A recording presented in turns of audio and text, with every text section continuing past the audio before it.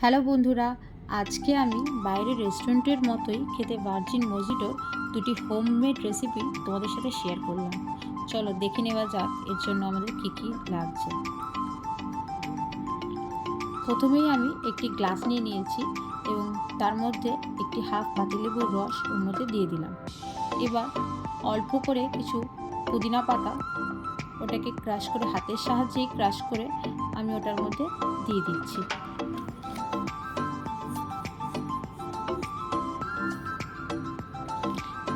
একটা পাতিলেবুর স্লাইস দিয়ে দিয়েছি।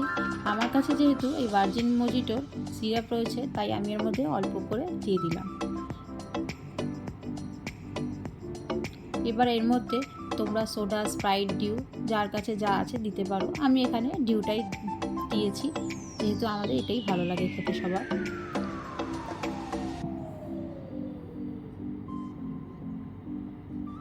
এবার একটি পাতিলেবু স্লাইস ও কিছু পুদিনা পাতা দিয়ে আমি এটাকে প্রেজেন্টেশন দিলাম। দেখতে যেমনই হয়েছে অ্যাট্রাকটিভ, খেতে বিশ্বাস করবে না খুবই রিফ্রেশিং এবং খুবই টেস্টি। এবার এর একটা পালস লজেন্স নিয়ে নিয়েছি আমরা কয়েকটা। যাদের কাছে ভার্জিন মজিটোর সিরাপটা থাকবে না, তারা এই পালস লজেন্স দিয়ে একবার খেয়ে দেখতে পারো। অসাধারণ হয়েছিল ড্রিঙ্কসটা। একটা গ্লাস নিয়ে নিয়েছি এবং এই পালস লজেন্সগুলিকে আমি মিক্সার গ্রাইন্ডারে গ্রাইন্ড করে নিয়েছি। এবার এই সবকটা মিশ্রণ এটাকে পাউডারগুলিকে আমি এই গ্লাসের মধ্যে দিয়ে দিচ্ছি।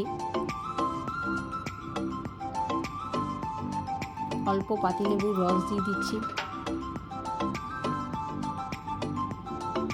অল্প করে চাট মশলা দিয়ে দিয়েছি। তোমরা যে যেমন স্বাদ খাবে সেই হিসাবে তোমরা চাট মশলা দিতে পারো।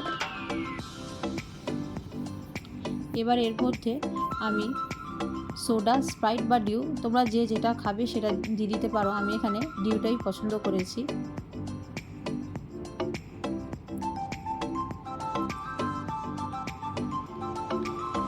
ব্যাস, নাড়িয়ে নেবার পরেই ড্রিঙ্কসটা আমার রেডি হয়ে গেছে। দেখতেই পাচ্ছ কতটা সুন্দর হয়েছে ড্রিঙ্কসটা, খেতেও অসাধারণ হয়েছে। তোমরা যদি এই গরমের সময় এই ড্রিঙ্কসটা খাও, খুবই রিফ্রেশিং ফিল করবে।